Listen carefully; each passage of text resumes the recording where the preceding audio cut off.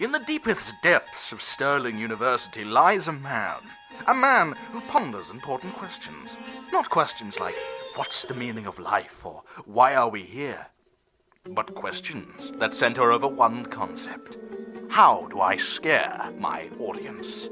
Tonight, he will answer that question, reading tales that are so utterly horrifying they may leave you weak at the knees. Welcome to the Spook Zone. Ladies, gentlemen, boys, girls, other eldritch abominations, I welcome you to my humble little show. This is the Spook Zone. If you've never been here, welcome. If you've been here before, why are you here again?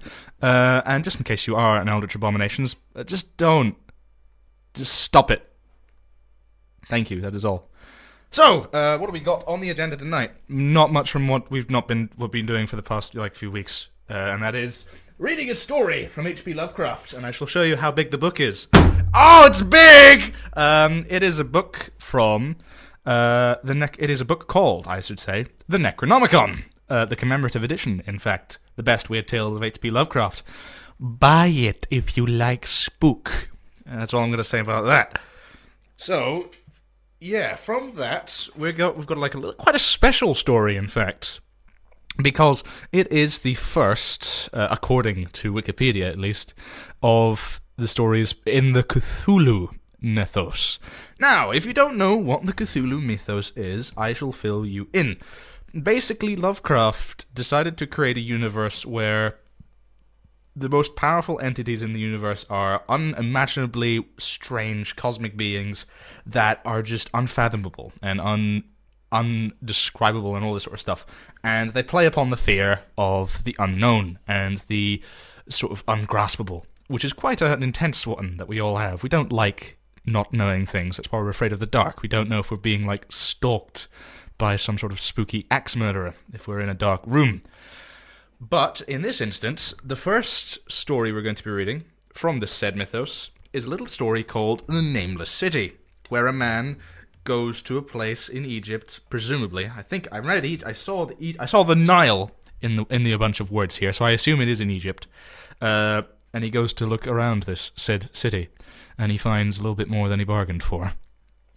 Standard stuff on the face of it, but I suppose considering it goes into more, grim territory, we might find some very interesting types of scares here. So I'm excited. Never read it. It's going to be good. It's going to be fun for all the family, apart from the young children. They'll like it more than the adults because, children enjoy scares for some reason. I don't know why. They're strange like that.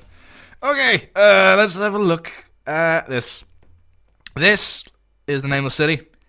Strap on your boots and other assorted shoe things, because this is about to get rocky. And if you lose your footing, you'll probably fall over and break your neck. Don't do that. Breaking your neck is bad.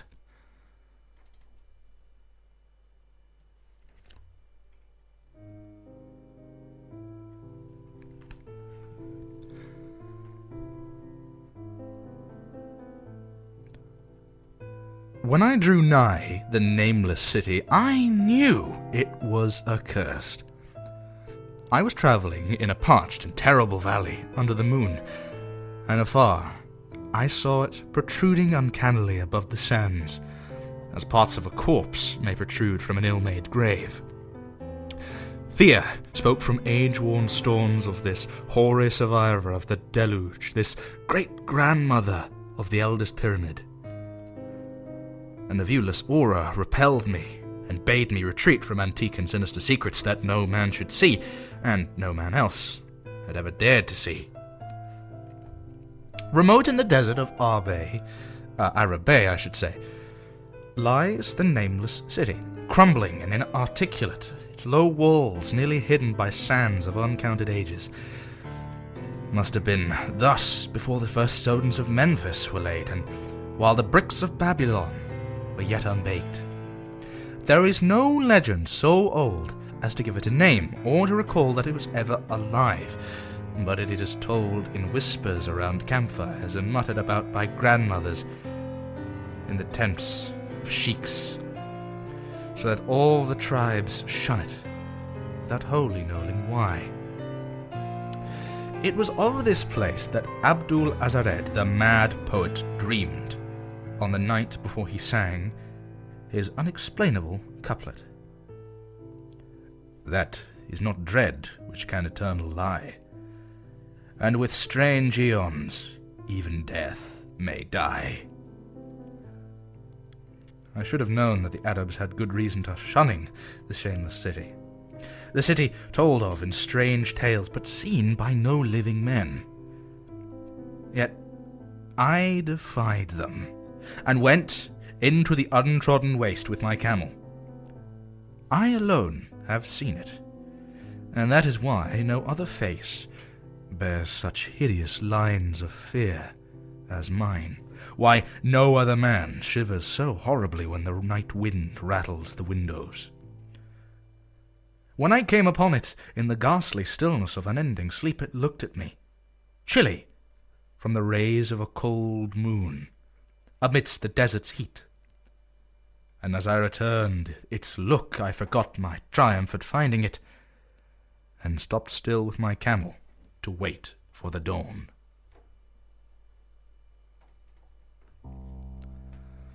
For hours I waited, till the east grew grey, and the stars faded, and the grey turned to roseate light, edged with gold. I heard a moaning, and saw a storm of sand stirring among the antique stones through the sky, though the sky was clear, and the vast reaches of desert still. Then, suddenly, above the desert's far rim came the blazing edge of the sun, seen through the tiny sandstorm, which was passing away, and in my fevered state I fancied that, from some remote depth, there came a crash of musical metal to hail the fiery disk, as Memnon hails it from the banks of the Nile. My ears rang, and my imagination seethed as I led my camel slowly across the sand to that unvocal place, that place which I alone of living men had seen.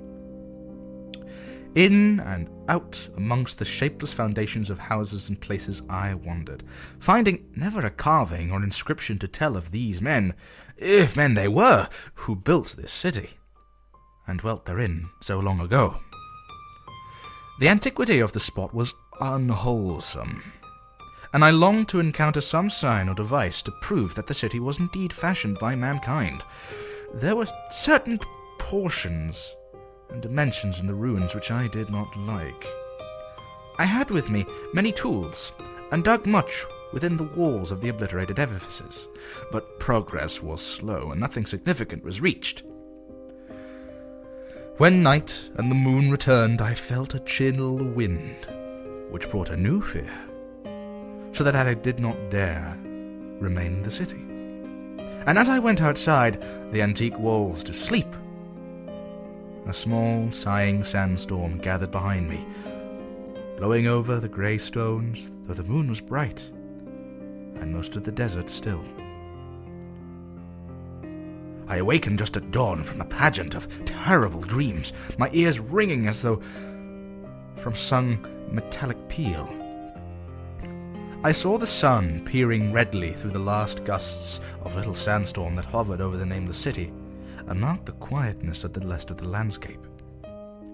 Once more, I ventured within the brooding ruins that swelled beneath the sand like an ogre under a coverlet, and again dug vainly for relics of a forgotten race.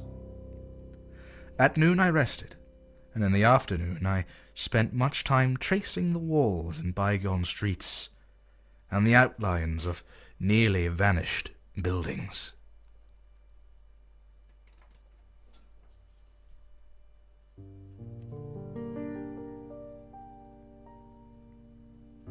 I saw that the city had been mighty indeed, and wondered at the sources of its greatness.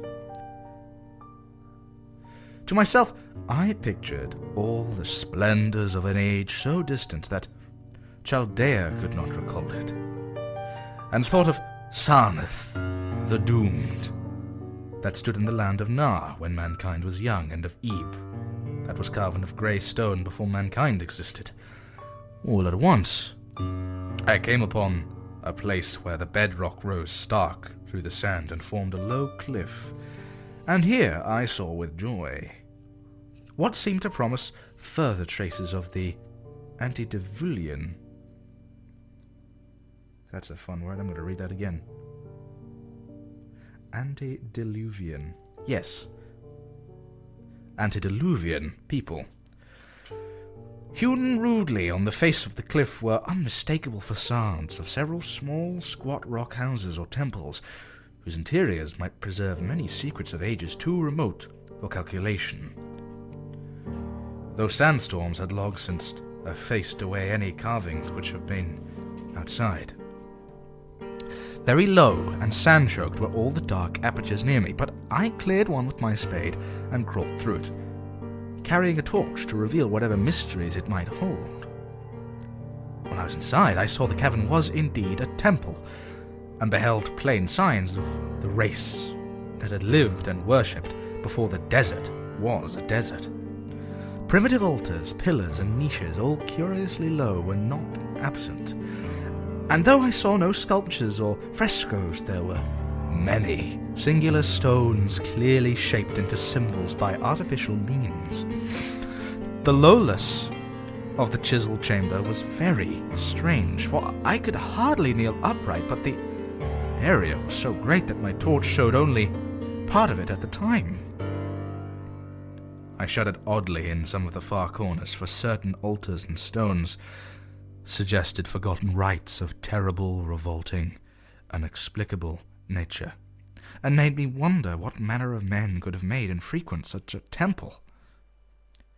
When I had seen all that place contained, I crawled out again, avid to find what the others might yield.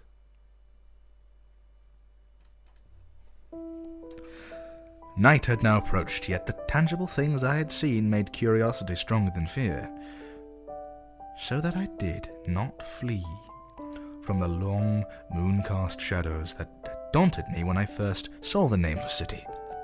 In the twilight I cleared another aperture, and with a new torch crawled into it, finding more vague stones and symbols, though nothing more definite than the other temple had contained. The room was just as low, but much less broad, ending in a very narrow passage crowded with obscure and cryptical shrines. About these shrines I was prying when the noise of a wind and my camel outside broke through the stillness and drew me forth to see what could have frightened the beast. The moon was gleaming vividly over the primitive ruins, lighting a dense cloud of sand that seemed blown by a strong but decreasing wind from some point along the cliff ahead of me. I knew it was this chilly, sandy wind which had disturbed the camel, and was about to lead him to a place better shelter, when I chanced to glance up and saw there was no wind atop the cliff. This astonished me and made me fearful again, but I immediately recalled the sudden local winds I had seen and heard before at sunrise and sunset, and judged it was a normal thing. I decided it came from some rock fissure and leading to a cave, and watched the troubled sand to trace its own source, soon perceiving that it came from a black orifice of a temple a long distance south of me, almost out of sight. Against the choking sand cloud I plodded toward this temple, which, as I neared it, loomed larger than the rest, and showed a doorway far less clogged with caked sand. I would have entered it had not the terrific force of the icy wind almost quenched my torch. It poured madly out of the dark door, sighing uncannily as it ruffled the sand and spread among the weird ruins. Soon it grew fainter, and the sand grew more and more still, till finally all was rest again, but a presence seemed stalking among the spectral stones of the city, and when I glanced at the moon, it seemed to quiver, as though mirrored in unquiet waters. I was more afraid than I could explain, but not enough to dull my thirst for wonder. So as soon as the wind was quite gone, I crossed into the dark chamber from which it had come. This temple, as I had fancied from the outside, was larger than either of those I had visited before, and was presumably a natural cavern, since it bore winds from some region beyond. Here I could stand quite upright, but saw that the stones and altars were as low as those other temples. On the walls and roof I beheld for the first time some traces of the pictorial art of the ancient race. Curious curling streaks of paint that had almost faded or crumbled away, and on two of the altars I saw with rising excitement a maze of well-fashioned curvilinear carvings. That's a fun word. Curvilinear carvings, there we go. As I held my torch aloft, it seemed to me that the shape of the roof was too regular to be natural, and I wondered what the prehistoric cutters of stone had first worked upon. Their engineering skill must have been vast. Then a brighter flare of the fantastic flame showed for which I had been seeking. The opening to those remoter abysses whence the sudden wind had blown. I grew faint when I saw that it was a small and plainly artificial door, chiseled in the solid rock. I thrust my torch within, beholding a black tunnel with the roof arching low over a rough flight of very small, numerous, and steeply descending steps. I shall always see those steps in my dreams, for I can learn what they meant. At the time, I hardly knew whether to call them steps or more footholds in a precipitous descent. My mind was whirling with mad thoughts, and the words of warnings of Arab prophets seemed to float across the desert from the lands that men know to the nameless city that men dare not know.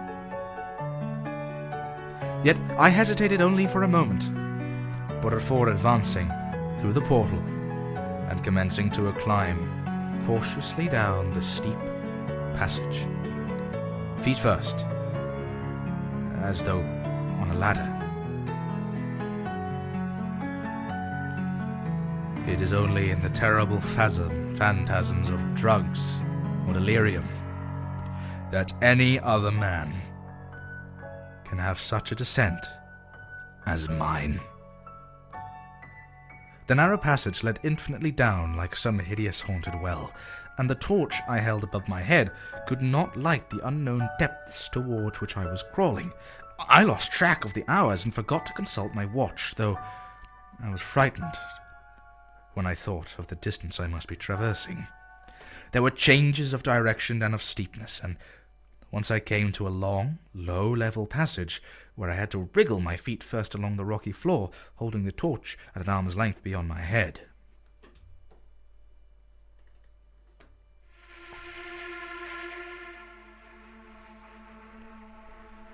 The place was not high enough for kneeling. After that were more of the steep steps, and I was still scrambling down intermittently when my failing torch died out. I don't think I noticed it at the time, for when I did notice it, I was still holding it high above me as if it were ablaze. I was quite unbalanced with that instinct for the strange and the unknown which had made me wander upon earth and a haunter of far ancient and forbidden places.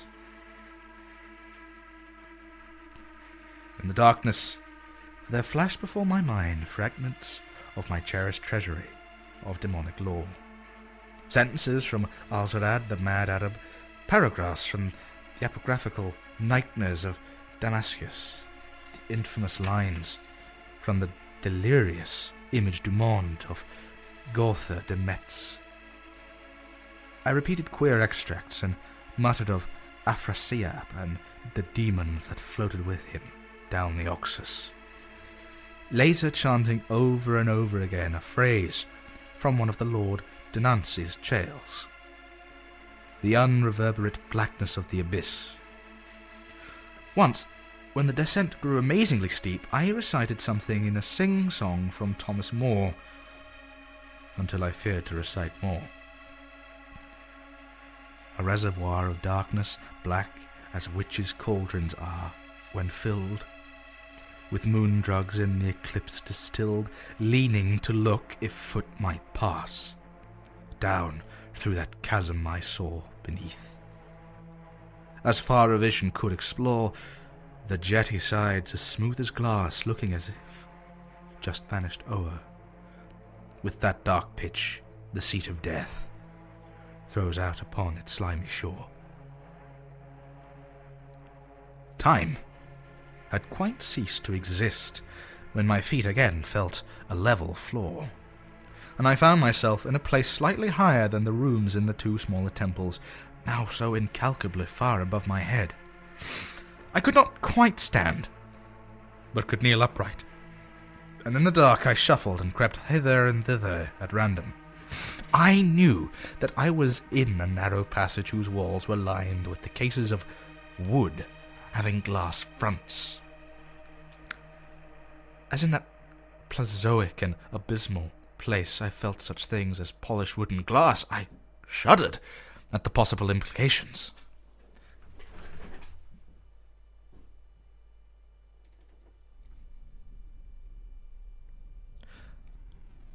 I soon knew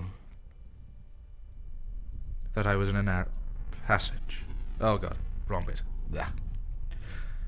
The cases were apparently ranged along each side of the passage at regular intervals, and were oblong and horizontal, hideously like coffins in shape and size.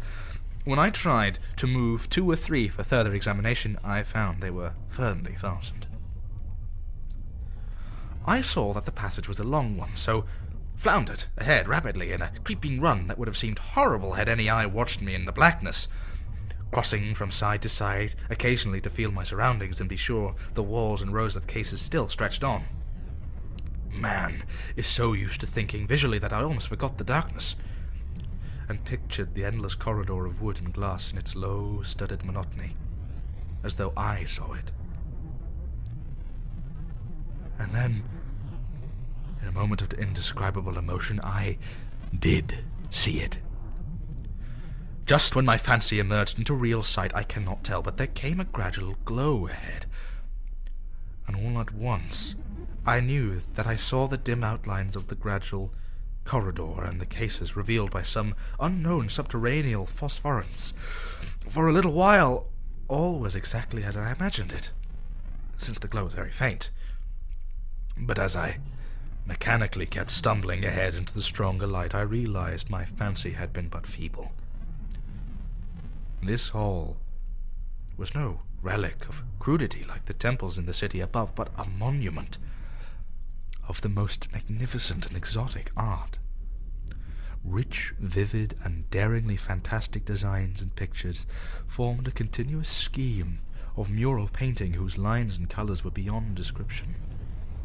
The cases were of a strange golden wood, with fronts of exquisite glass, and containing the mummified forms of creatures, outreaching in grotesqueness, the most chaotic dreams of man. To convey any idea of those monstrosities is impossible. They were of the reptile kind, with body lines suggesting sometimes the crocodile, sometimes the seal, but more often nothing of which either the naturalist or the paleontologist ever heard. In size they approximated a small man, and their forelegs bore delicate and evident feet, curiously like human hands and fingers. But strangest of all were their heads, which presented a contour violating all known biological principles. To nothing can such things be well compared. In one flash I thought of comparisons as varied as the cat, the bulldog, and the mythic satyr, and the human being. Not Jove himself had been so colossal and protuberant a forehead, yet the horns and the noseless and the alligator-like jaw placed the things outside all established categories. I debated for a time the reality of the mummies, half suspecting that they were artificial idols, but soon decided they were indeed some paleogen species, which had lived when the nameless city was alive. To crown their grotesqueness, most of them were gorgeously enrobed in the costliest of fabrics and lavishly laden with ornaments of gold, jewels, and unknown shining materials. The importance of these crawling creatures must have been vast, for they held first place among the wild designs of the frescoed walls and ceiling. With matchless skill, had the artists drawn them in a world of their own, wherein they had cities and gardens fashioned to suit their dimensions, and I could not help but think that their pictured history was allegorical, perhaps shewing the progress of a race that worshipped them. These creatures, I said to myself, were to the men of the timeless city what the she-wolf was to Rome, or the totem beast is to the tribe of Indians. Holding this view, I could trace roughly a wonderful epic of the nameless city, the tale of a mighty seacoast metropolis that ruled the world before Africa rose out of the waves, and of its struggles as the sea shrank away into the desert, and as the desert crept into the fertile valley that held it. I saw its wars and triumphs, its troubles and defeats, and afterward its terrible fight against the desert, when thousands of its people, here represented in allegory by the grotesque reptiles, were driven to chisel their way down through the rocks in some marvellous manner to another world, whereof their prophet had told them. It was all vividly weird and realistic, and its connection with the awesome descent I had made was unmistakable. I even recognized the passages.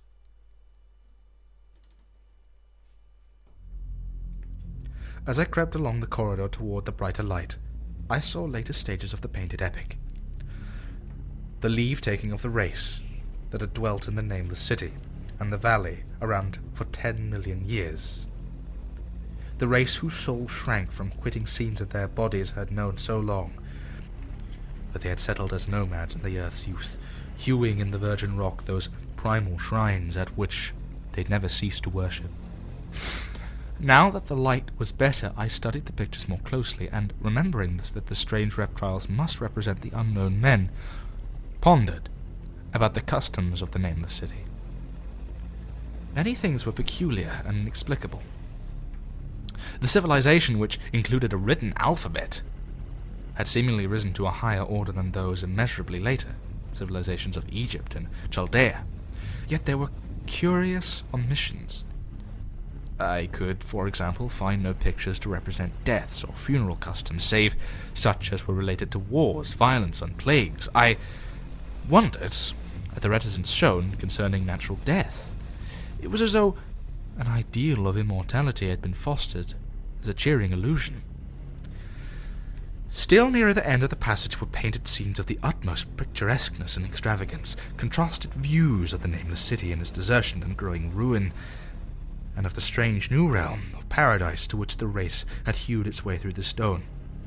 In these views the city and the desert valley were shewn always by moonlight, golden nimbus hovering over the fallen walls and half revealing the splendid perfection of former times, too extravagant to be believed. Mr. Liner. Perfection of former times, shown spectrally and elusively by the artist.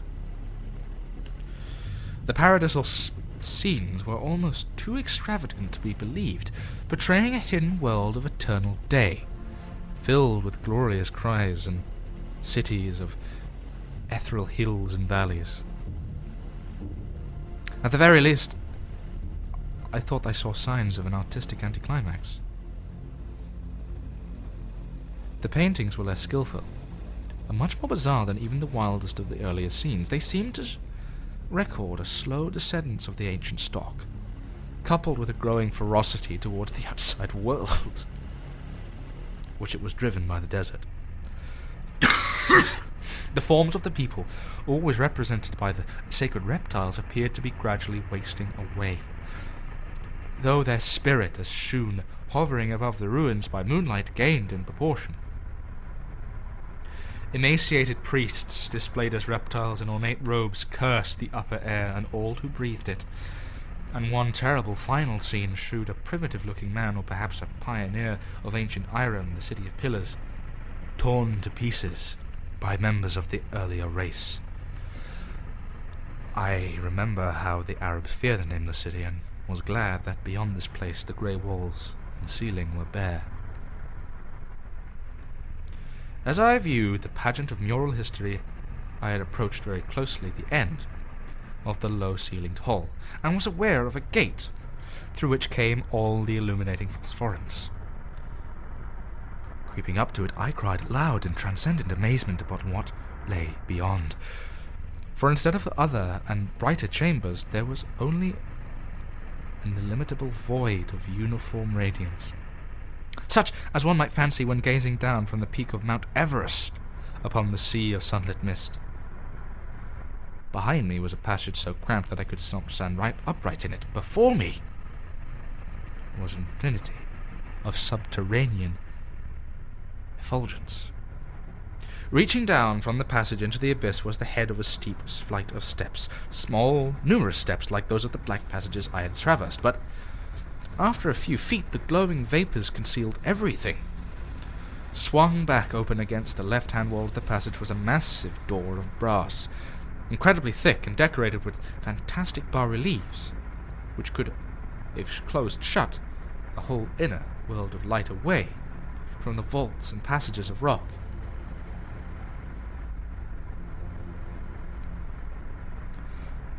I looked at the steps, and for the nonce dared not try them. I touched the open brass door, and could not move it. Then I sank prone to the stone floor, my mind aflame with prodigious reflections which even a death-like exhaustion could not banish.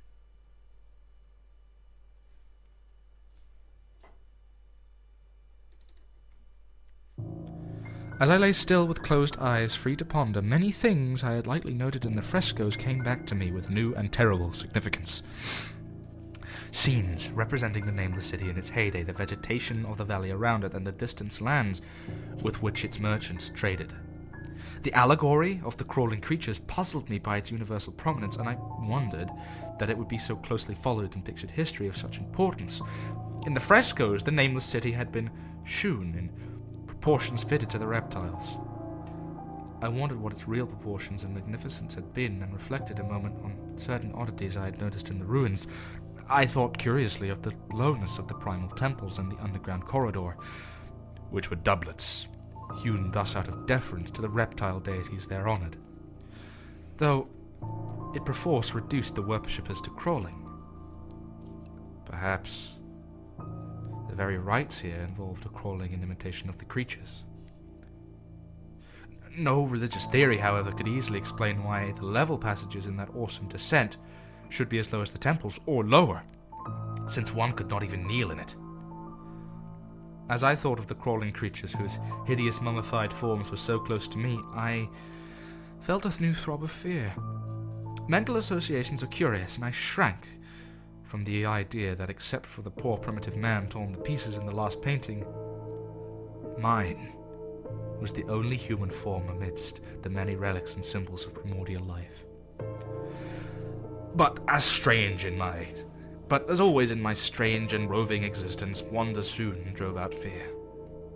For the luminous abyss and what it might contain presented a problem worthy of the greatest explorer. That a weird world of mystery lay far down that flight of peculiarly small steps I could not doubt, and I hoped to find these. I hoped to find there those human memorials which the painted corridor had failed to give. The frescoes had pictured unbelievable cities and valleys in this lower realm, and my fancy dwelt on the rich and colossal ruins that awaited me. My fears indeed concerned the past rather than the future. Not even the physical horror of my position in that cramped corridor of dead reptiles and antediluvian frescoes a mile below the world I knew and faced by another world of eerie light and mist could match the lethal dread I felt at the abysmal antiquity of the scene and its soul.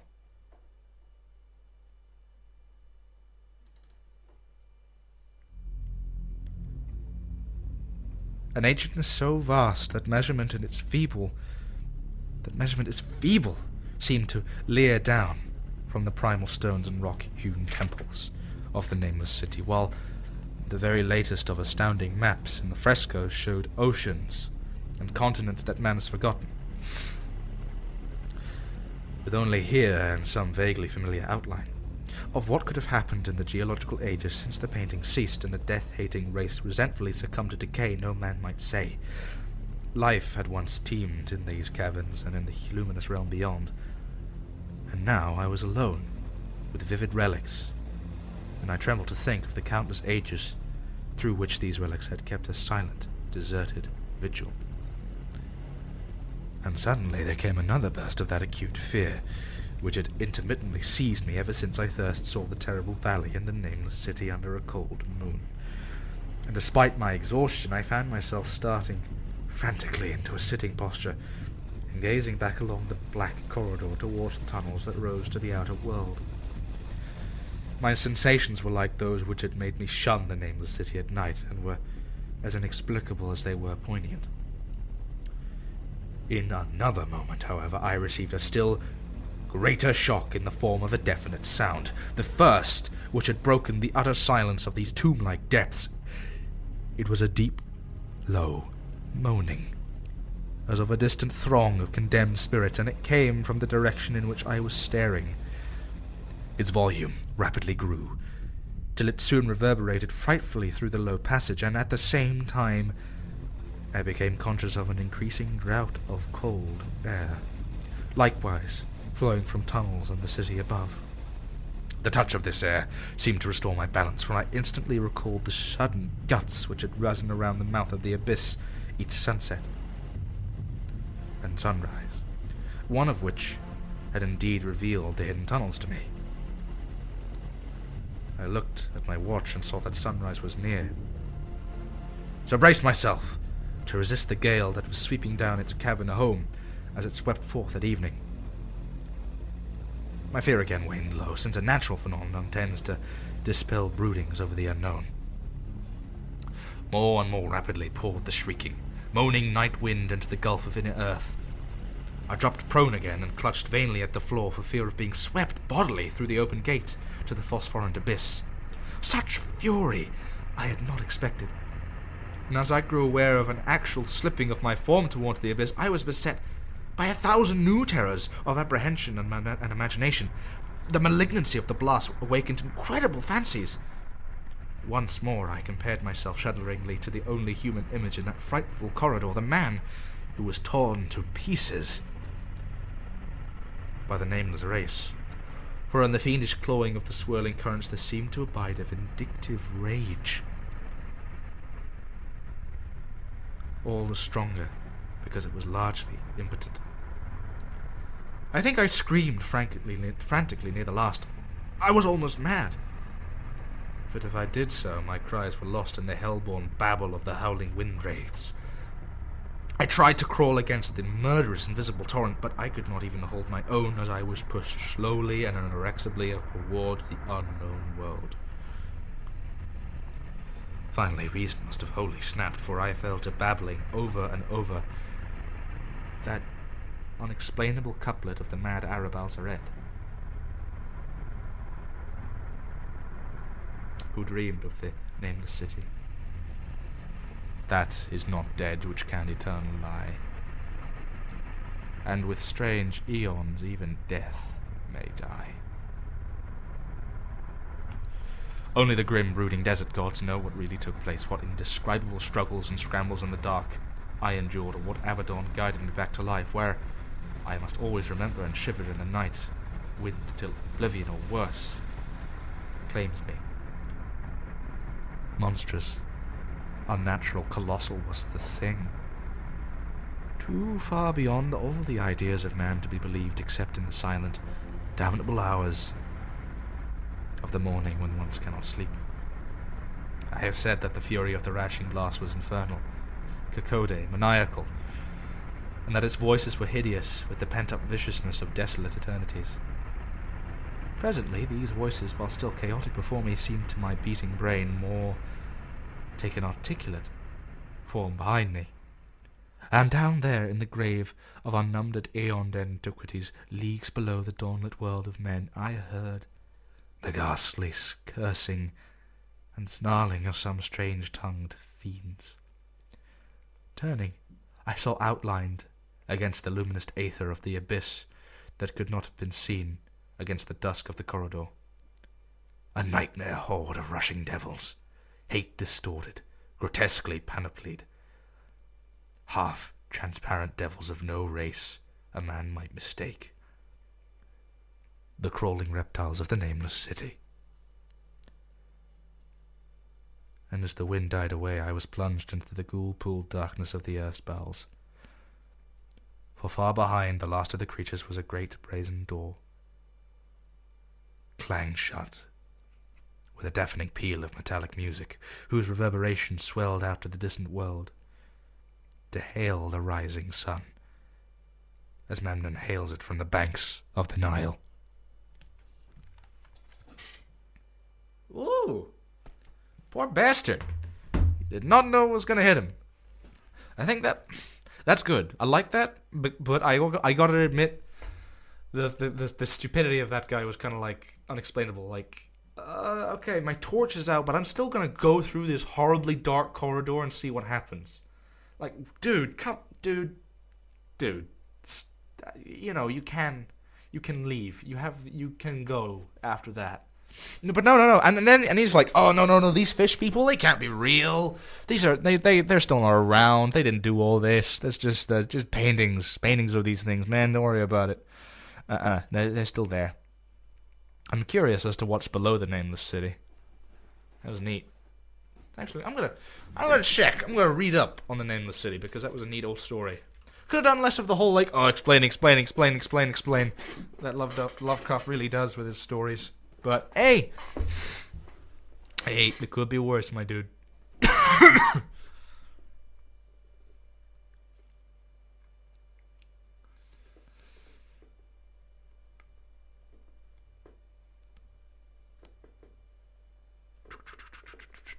Yeah, a lot of people were like, with this one.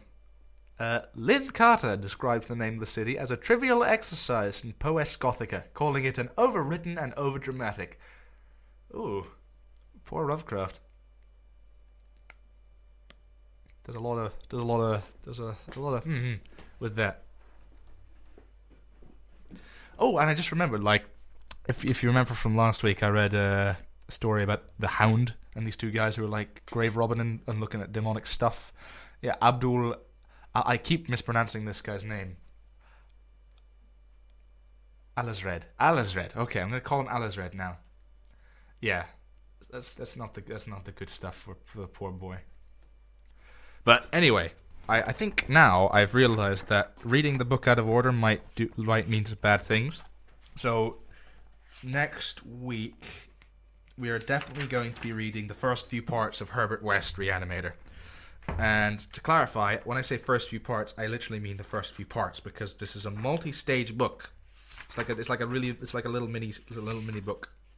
It's gonna be like good 23 pages long. So I'll probably get through that in a couple weeks or more. But now we don't have a lot of time. We have 15 minutes before 10, and I don't want to keep you guys. So I'm going to look for a story that is 15 minutes long. Not too long, but long enough. All of the top creepypasta stories are over 20 minutes long to read. And this is to read, not like read out loud, to read like out of your mouth. We're going to find it. Find something that's short. 27 minutes? Come on. Where's a short story? I need something short to make up for the time. Real bad stories over here. That's great. Oh, I know one. I need to think of what the thing was called, because it's one of those other creepypasta stories about a specific monster. And trust me when I say, when it comes to creepypasta, which if you've never heard the term before is the is the term for an internet spooky story, there are a lot of cult sort of monsters that are like super popular, and I'm trying to think of one off the top of my head which I actually really like, because there are some that are good and some that are not. Because what is it called?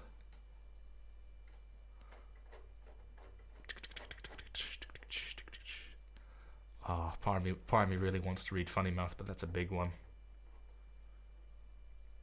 Ain't the Rake? That's a fun one though. You might Slenderman. Ooh, that's never been done before. Gosh.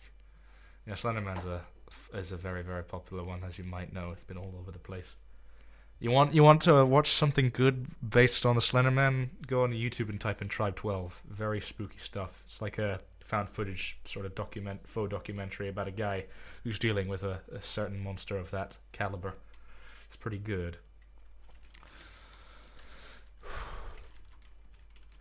I'm just remembering this because there's a game that is based on that on a specific character, and it ain't the Rake. I don't think the Rake is a tricky thing. Anything that's 10 minutes long, and I'll just go like, okay, I'll read that again because I can't think right now. It's dumb. No, I do not. That's not what I want to watch. Incorrect. Come on, where you at? Where you at? Need to find you. You don't need to read it. Go read it. Go read it real good. Go read it. Ooh. God's Mouth. God's Mouth. God's Mouth is great. I like God's Mouth. God's Mouth is a good story.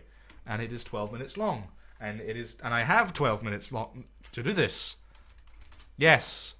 Yes. We're gonna do this. We're gonna read God's Mouth because I really, really, really like it. It's one of the stories I did ages ago with a friend of mine. It was good. It was a good time. Also, I've got 1 minute. No, I don't. No, I don't have 1 minute. And I just clicked out of it because I'm a goddamn idiot. This is a mess. This is a mess of a radio production. I'm just failing everyone. I'm really upsetting myself. Just do something right for once. God. Okay. Let's just do this. Let's just read God's Mouth. I like God's Mouth, and despite the fact I don't have a female voice to help me with this, you know. I'll do it myself. It's fine. Anyway, God's Mouth is a really good story. It's plays on fears of claustrophobia and all that sort of thing, and the feelings of being very, very freaking alone. Here we go. This is God's Mouth, credited to Abracadaver. I see what you did there. You get it? It's a pun on cadaver. Funny. Shit. Sorry.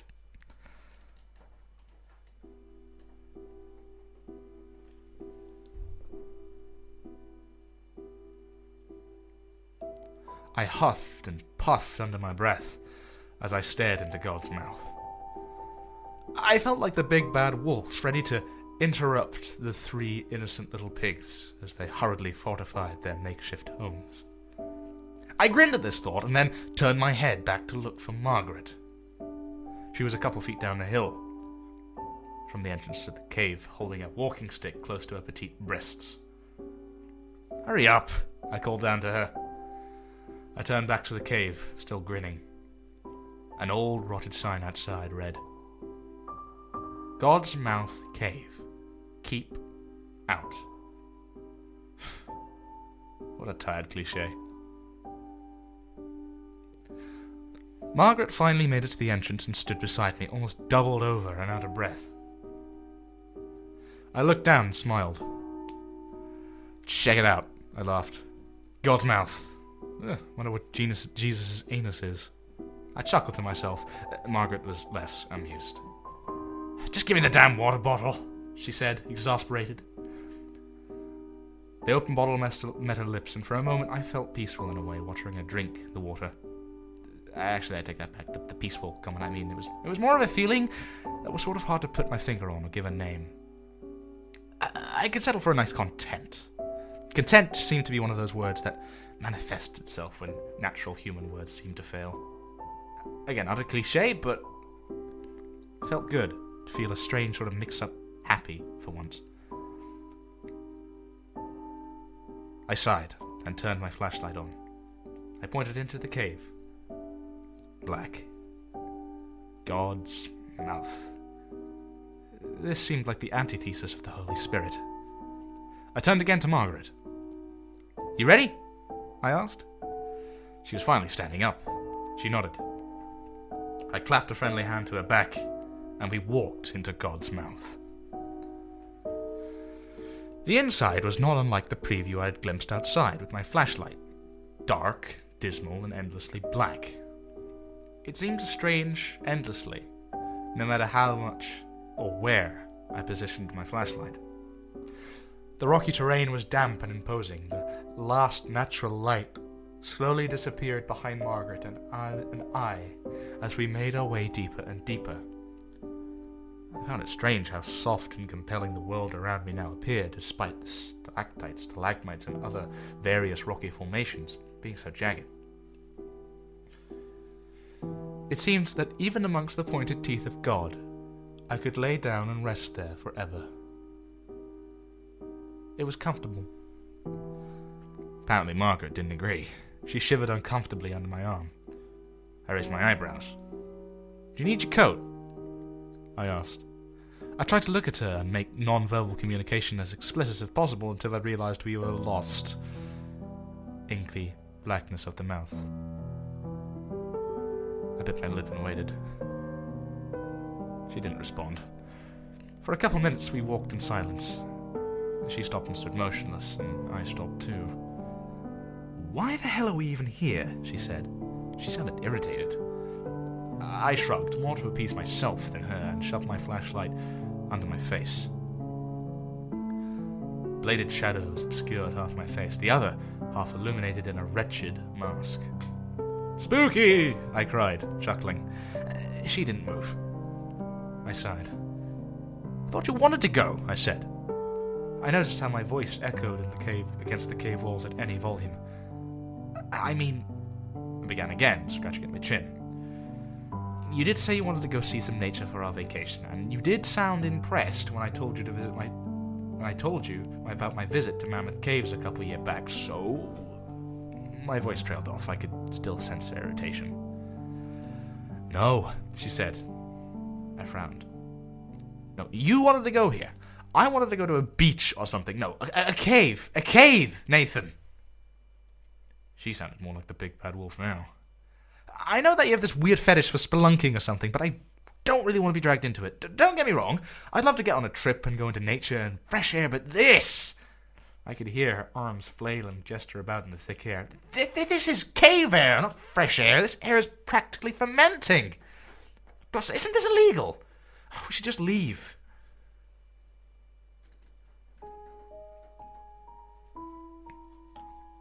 I'm sorry," she said. I could hear her moving closer to me.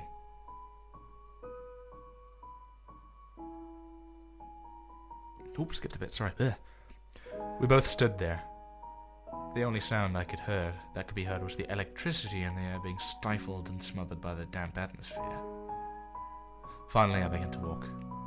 I didn't hear Margaret following me, but I kept moving forward. Then, "Nathan," she said, "stop. Please stop." So I stopped. "I'm sorry," she said. I could hear her moving closer to me. "I'm tired, and I'm not used to running and climbing about and the like. I'm just tired." "It's okay," I said. She gripped my arm. "Really, it's fine." I shook my head. Which way is out?" I don't remember. I could feel Margaret physically pause. Neither of us could remember. Somehow, in the confusion of our argument, I'd forgotten which way we had been moving. Idiot, I thought to myself. Should have brought a goddamn rope or something to this trail from the entrance to the cave. I had to take action, so without much thought, I turned 180 degrees and said, "This way."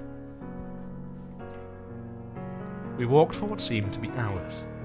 My feet were tired and sore, and I could hear Margaret's groans from behind me. She held my hand very tightly. I felt terrible. This was all my fault. Then I froze. Hey, I said. Put your hand out. Feel this rock. I could hear Margaret's bare palm press against the stone. Isn't this, like, abnormally warm? I said. She didn't say anything. I began to work my way along the wall, feeling it as I went, shining the flashlight in front of me. Suddenly, I felt a sharp pain on my head as the ceiling of God's mouth met with my scalp. "Ow, shit!" I shouted. "Nathan, are you okay?" Margaret asked. She seemed on the verge of panic now. "I'm fine," I said. "Please, calm down. We'll get out of here soon, I promise." I started again, pointing my flashlight upwards now to see the ceiling above me. It seemed to be getting narrower. That was strange. Listen. Margaret, babe, I said through clenched teeth. I think we gotta turn around. I kept my flashlight pointed toward upwards this time as we walked again for a decent length. Sure enough, the space in the cave seemed to become smaller and smaller. If there was any resonating light left in God's mouth aside from my flashlight, I'm sure Margaret would have been able to see the whites in my eyes, spreading in panic. We were completely lost.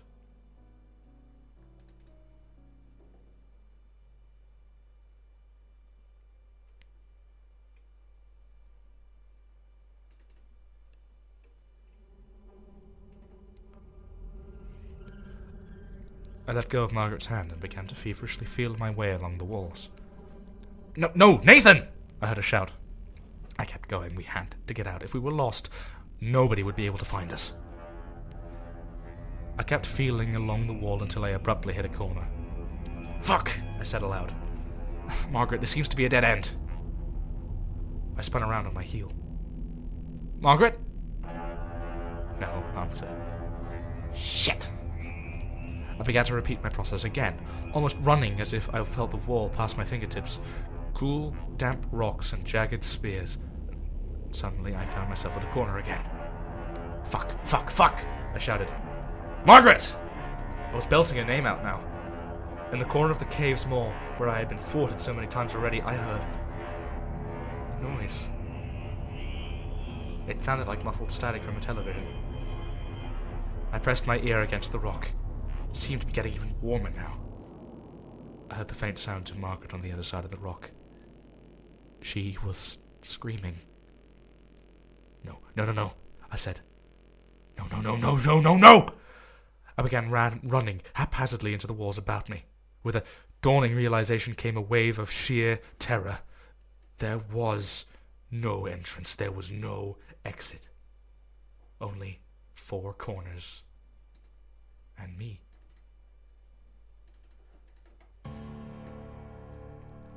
I could feel the blood begin to trickle from the cut I managed to get by bashing my body into the cave's walls. They were closing in on me. They were coming in for the kill. And soon they would be pressing in on my skull and crushing my ribcage. I sat there for hours waiting for death. My flashlight was becoming dim and blinking.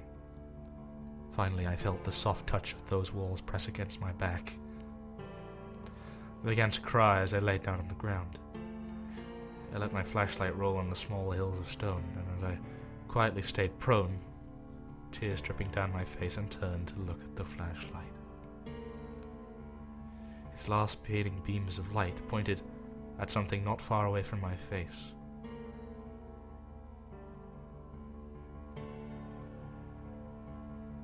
I squinted in the darkness, my eyes widened, and I felt tears fall even harder from my face. The rocks were piercing my skin now, and blood dripped from all sides. There, in the last light of my flashlight, was the appetizer. The spotlight shone on a hand, whose nails were painted red. And I screamed in agony as I watched God's mouth chew its last meal.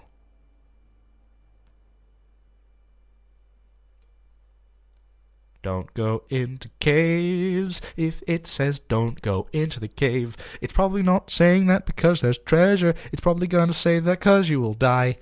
Don't do it, baby. Life lesson. Learn it. If you go into a cave and it says don't go into a cave, you will get destroyed because you're an idiot if you decide to go into one. These two, oh no, specifically Nathan, the guy in this protagonist, he's an idiot. Don't be like Nathan. That was one of the stories where the main fear doesn't come from you feeling like the protagonist, it comes from the fear of the general realization that the walls are going to actually crush the person. It's like the revelation is the fear in this one. You don't care if Nathan dies. I didn't care when Nathan died. Well, I like, because he's a character that doesn't act like a human. It's not a human being. It's not how a human being thinks. Human being doesn't go like, oh, let's go to this cave and not be smart, despite the fact I'm apparently a registered spelunker. Ooh, I'm really smart. No, he's not. Anyway, that was the end of the Spook Zone. Next week, as I say, we'll be getting on with Herbert West, Reanimator. First few parts, and it's gonna be fun. So you better tune in for that, or I'm gonna be real mad. I can't really get mad at you because you're all away from me and not in the studio right now, but I'll be mad anyway. So come listen. Do it. Damn. That's great. I'm sorry. Anyway, this is my show. Thank you for watching. I hope everybody has been having a fantastic night, or at least a spooky one, if not fantastic. And yeah, stay cool, stay hip, stay fresh, and above all, stay spooked.